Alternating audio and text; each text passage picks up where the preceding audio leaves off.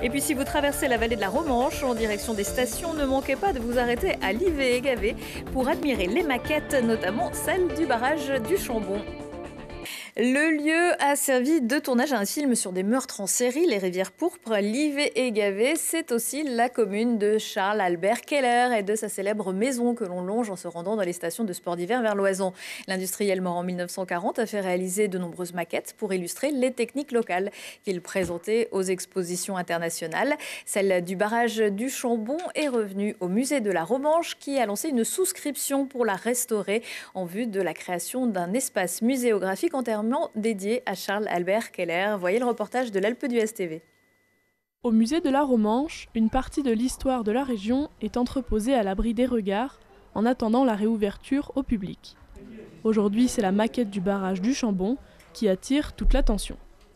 La maquette sera demain la pièce maîtresse de l'exposition qui sera consacrée à Charles Albert Keller, ici, au cœur du musée de la Romanche. Les maquettes de Charles Albert Keller, grand industriel du XXe siècle, sont réunies au musée de la Romanche dans la commune de Livet-et-Gavet, une possession qui ravit les habitants, fiers de leur patrimoine. Nous sommes très fiers de les avoir ici au musée de la Romanche parce que c'est à la fois le témoignage de la puissance industrielle du département de l'Isère, mais c'est aussi le témoignage des savoir-faire de la vallée de la Romanche. Cependant, la maquette octogénaire doit être remise en état.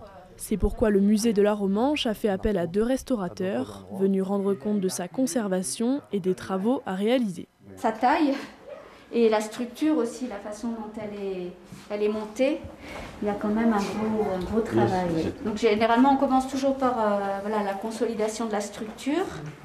Et après, on passe à la consolidation de la couche picturale si nécessaire.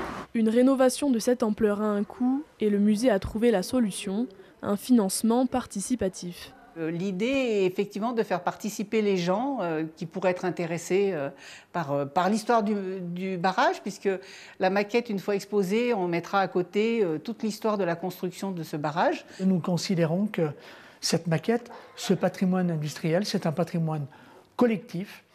Et c'est la raison pour laquelle nous avons engagé cette opération, parce que ce bien-là, c'est un bien partagé. Une œuvre qui fait partie d'un ensemble de réalisations de l'époque, toutes commandées par Keller.